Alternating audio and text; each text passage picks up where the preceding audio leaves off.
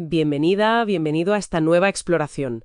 Hoy vamos a adentrarnos en un libro muy especial, La ridícula idea de no volver a verte, de Rosa Montero. Y bueno, no es un libro fácil de clasificar, ¿verdad? Es una mezcla curiosa. Tiene parte de diario personal, de ensayo, incluso de biografía de Marie Curie. Exacto. Nace de algo muy concreto. Montero lee el diario que Curie escribió justo tras morir su marido, Pierre. Y a partir de ahí se dispara todo. Eso es. Montero mezcla su propio duelo, muy reciente entonces, con la figura de Curie. Y lo usa, digamos, como una excusa para hablar de temas enormes, ¿no? Sí, el dolor, cómo superarlo, las relaciones, la ciencia, la ignorancia, la vida misma. Claro. Y siempre con Curie como referente, como espejo. Una mujer fascinante en una época, complicadísima para ser mujer y científica. Pues esa es un poco nuestra idea hoy, intentar desgranar algunas de esas ideas clave que Montero explora. Hablaremos de duelo, de memoria, de cómo se crea, de la ambición femenina. Y de la vida y la muerte, claro. Temas ligeros, vamos. Pues sí. Empecemos por el origen, por ese diario de Marie Curie. Montero dice que fue como un incendio leerlo. Sí, unas pocas páginas, apenas 20, pero muy intensas. Dice que le llenaron la cabeza de ideas, de emociones.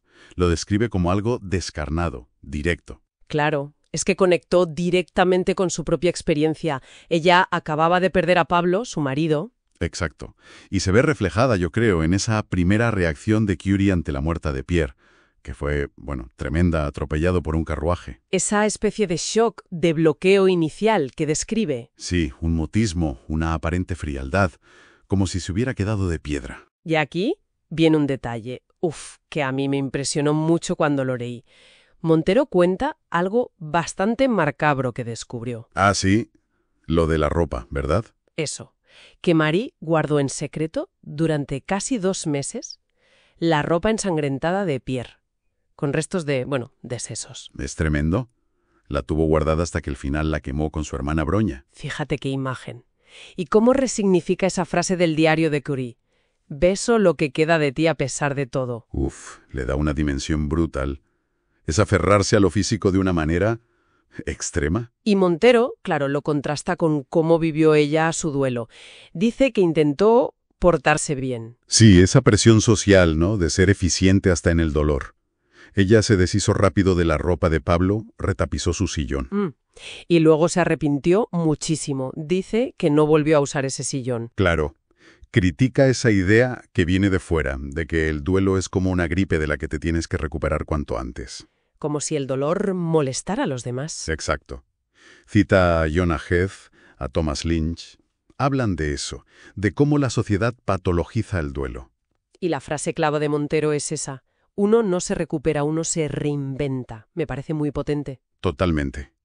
El diario de Curie lo muestra sin filtros, esa crudeza, cuando habla de sus ganas de aullar como un animal salvaje. Y eso le sirve a Montero para reflexionar sobre el arte, ¿no? Como una forma de canalizar ese dolor. Sí, de darle forma, quizá. Cita a Pessoa, eso de que el poeta es un fingidor, que quizá escribir te permite sentir el dolor al estructurarlo. Pone ejemplos, ¿no? Como Eric Clapton. Claro, Tears in Heaven después de la muerte de su hijo, o Isabel Allende con Paula. Y la frase de Braque, el arte es una herida hecha luz. Es preciosa. Sí, como un intento de encontrar sentido, o al menos belleza, en medio del caos, del dolor. Aunque sepamos que, en el fondo, el mal con mayúsculas no tiene sentido. Es darle una forma, ¿no? Exacto. Como dice Pessoa también, la literatura es la prueba de que la vida no basta. Y hablando de dolor y de lucha, la figura de Marie Curie es impresionante. Montero recalca lo excepcional que fue. Absolutamente. Ser mujer y querer dedicarte a la ciencia a finales del siglo XIX, principios del XX, era ir contra todo. Pone datos muy reveladores sobre los premios Nobel, ¿te acuerdas?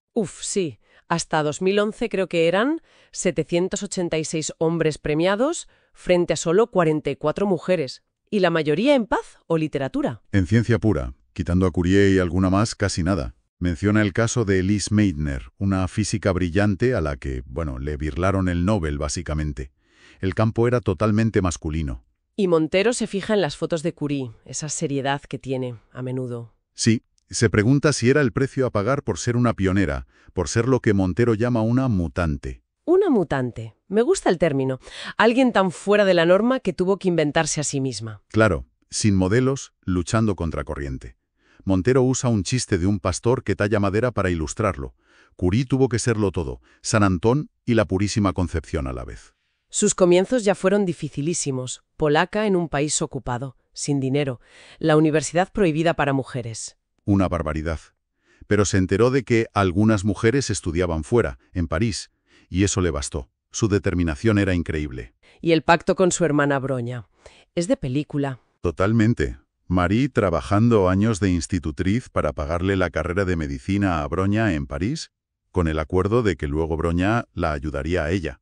Hay que tener una fuerza de voluntad. Sí, y eso conecta con lo que dice Montero de la ambición femenina. Claro. En esa época, que una mujer tuviera ambición intelectual o profesional, era visto como algo raro, como poco. Antinatural, ridículo. Qué difícil tener que perseverar así, sin referentes, con todo en contra. Montero menciona a Carmen Laforet. Sí, como ejemplo de un talento que se vio muy limitado por el ambiente opresor de la posguerra española, por el machismo. Y lo contrasta con mujeres que canalizan su ambición a través de los hombres, ¿no? Pone el ejemplo extremo de Eva Braun. Es que la propia Curie tuvo sus momentos de duda, ¿eh? A pesar de su fortaleza. Hay una carta a Bronia donde se desespera. Sí que siente que sus aptitudes se pierden, que igual debería volver a cuidar de su padre. Y un desamor de juventud con un tal Casimir Zorowski, el hijo de la familia donde trabajaba, también le afectó mucho. El rechazo de la familia de él por ser ella una simple institutriz. Exacto. Y le provocó una autocrítica brutal. Llegó a escribir: «He sido estúpida, soy estúpida y seguiré siéndolo». Te muestra la vulnerabilidad que había debajo. Montero también habla mucho de su propio proceso como escritora, ¿verdad? Sí, se sincera bastante. Habla de su necesidad de burbujas de luz, como las llama. Esas escenas o ideas potentes que le ayudan a seguir escribiendo cuando la cosa se pone tediosa. Claro, porque escribir una novela es un trabajo de fondo, muy duro, y confiesa que pasó un bloqueo tremendo, de casi 4 años. La seca lo llama. Y sentía que sin escribir perdía, como el contacto con la vida. Eso es. Y relaciona esa necesidad de escribir con la construcción de la identidad, sobre todo la femenina. Habla de su generación, la de la contracultura. Sí, que para que las tomaran en serio sentían que tenían que rechazar los símbolos femeninos, tacones, maquillaje, e intentar parecerse a los muchachos. Priorizar la lógica, esconder la imaginación que se consideraba como más femenina. Cuenta que a ella le costó años liberarse y atreverse con la fantasía en sus novelas, como en Temblor. Contrasta a Patti Smith con Lady Gaga, ¿no? Como un reflejo de cómo han cambiado las cosas. Exacto, la androginia de una frente a la libertad camaleónica de la otra. Hay un punto donde Montero incluso especula sobre si Curie pudo tener rasgos de anorexia. Sí, lo menciona brevemente, por el perfeccionismo, la disciplina física, la delgadez, pero admite que son solo especulaciones, que no hay datos. Podría ser por muchas otras cosas, claro. Exacto. Y también menciona que Curie tonteó con la literatura antes de decidirse por la ciencia. Se pregunta si fue por honrar al padre científico o a la madre. Evitando la jaula doméstica que atrapó a su madre, quizá. Son como pequeñas pinceladas que usa para explorar esa complejidad de ser mujer y construir una identidad propia en un mundo hostil. Incluso comenta algo curioso de la forma de las manos, ¿no? Ah, sí, con humor. Lo del dedo anular más largo que el índice, que se asocia a rasgos masculinos. Lo ve en Curie y en ella misma, pero lo trata con escepticismo divertido. Al final, la identidad es mucho más compleja que esas cosas. Claro, es un enigma, dice ella. Y entonces Marie conoce a Pierre Curie. Sí, el encuentro. A ella le impresiona su mirada, su inteligencia. Él ya era un científico con cierto nombre. Descubridor de la piezoelectricidad, con su hermano, que luego ha sido clave para tantas cosas. Importantísimo. Pero también era un tipo peculiar según las fuentes. Un poco raro, dice Montero, que tuvo dificultades de aprendizaje de niño. Superadas gracias a una educación muy personalizada. Exacto. Y Montero lo ve como una especie de milagro o una coincidencia extraordinaria que esas dos almas tan particulares, tan apasionadas por la ciencia, se encontraran. El cortejo fue también muy científico. Totalmente. Él le mandó una separata de un artículo suyo como regalo, muy en su línea. Y es a través del diario de duelo de Marie que nos asomamos a su intimidad, Es muy conmovedor. Sí, esos detalles que rescata Montero. Las natillas que le gustaban a él, la cama de la casa de campo, cómo dormían acurrucados. O él tapándose la cabeza con un chal de bebé. Son detalles muy humanos. Y Montero saca de ahí una definición preciosa del amor. Encontrar a alguien con quien compartir tus rarezas. Cita a Marcos Giralt Torrente, ¿no? Sobre cómo las pequeñeces son lo que de verdad define a una persona. Exacto. Y de esa conexión tan profunda, personal y científica, pues nace su gran trabajo conjunto. El descubrimiento del polonio y el radio. El polonio, llamado así por Polonia, claro, y el radio. Fue clave la intuición de Marie de investigar la radioactividad, que era un fenómeno recién descubierto y que casi nadie tomaba en serio. Usando el electrómetro que habían inventado Pierre y su hermano. Sí, midiendo la conductividad del aire cerca de los minerales. Pero el salto gordo, el conceptual. ¿Fue de Marie? Sí. Darse cuenta de que la radioactividad no dependía de cómo estuvieran combinados los elementos, sino que era una propiedad del átomo mismo. Eso era revolucionario. Iba contra la idea de que el átomo era indivisible. Totalmente. Un cambio de paradigma. Y en medio de esa emoción, de ese descubrimiento... Ignoraron los peligros por completo. Sí. Las quemaduras que tenían en las manos las describían casi con curiosidad científica. Becker quemándose por llevar radio en el bolsillo. Pierre enseñando orgulloso el frasco de radio que brillaba en la oscuridad. Estaban, como dice Montero, enamorados del radio, de su belleza, de la emoción. No vieron el peligro mortal. Y llega la tragedia. La muerte de Pierre en 1906. Y Marie tiene que seguir. Un golpe durísimo. Rechaza la pensión del Estado, pero acepta la cátedra de Pierre en la Sorbona. La primera mujer profesora allí. Un hito histórico. Enorme. Pero su diario refleja la lucha interna. Le escribe a Pierre: me han nombrado para tu puesto y ha habido imbéciles que me han felicitado. Qué dolor. Y qué rabia también. Sí, pero también un sentido del deber muy fuerte. Por sus hijas, por la ciencia y por demostrarse a sí misma, como escribe, que aquella a quien tú amaste realmente valía algo. Tremendo. Y años después viene el escándalo Langevin. Uf, sí. Se enamora de Paul Langevin, un físico amigo, antiguo alumno de Pierre, pero él estaba casado. Y se filtra su correspondencia. Y le cae encima una campaña mediática brutal, xenófoba, misógina. Recordándole que era la polaca, la extranjera, cuestionando su moral por rehacer su vida. Montero la defiende con uñas y dientes, claro. Denuncia esa hipocresía social, esa doble moral terrible. Y Montero observa algo curioso en Marie, ¿no? Una tendencia a proteger a hombres que veía más débiles. Sí, como le pasó de joven con Casimir y luego con Langevin, como si ella sintiera su propia fortaleza y se sintiera atraída por cierta vulnerabilidad en ellos. Es una reflexión interesante sobre género y poder. También Montero reflexiona sobre la vejez en las biografías. Sí, como a menudo se despachan los últimos años, ¿verdad? Como si ya no pasara nada interesante. Se pregunta, medio en broma, medio en serio, si ella ya ha entrado en ese tobogán. Aunque pone el ejemplo contrario de Mina Keal, una compositora que empezó a triunfar con 80 años. Nunca es tarde. Y se plantea si Marie encontró algo de paz, de ligereza, al final. Sí, cita una carta donde parece más serena.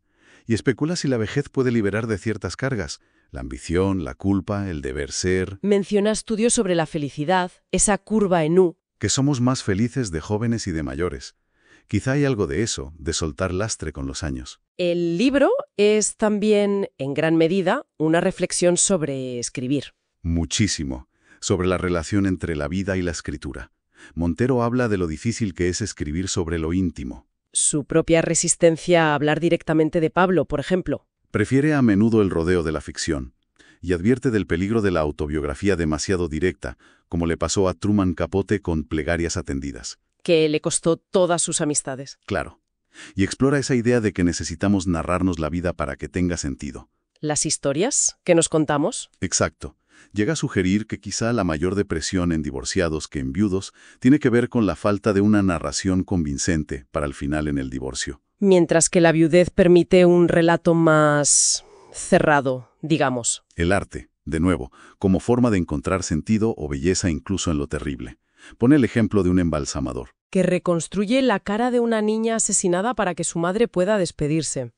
Es muy duro, pero muestra esa necesidad humana de encontrar una forma, una belleza, incluso en el horror. Y otro tema que fascina a Montero, Las coincidencias. Sí, le da muchas vueltas a eso. Cuenta varias que le parecen significativas. Que escribiera una novela sobre un viudo justo antes de enfermar Pablo. Que encontrara una palabra rarísima que necesitaba. O la más importante para este libro, que su editora, Elena Ramírez, le propusiera escribir sobre el diario de Curie justo cuando ella estaba en pleno bloqueo, en la seca. Para Montero no es solo azar. No.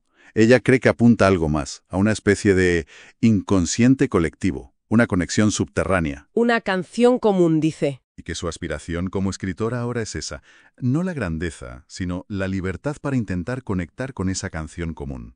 Y termina diciendo, con humildad, pero me esfuerzo.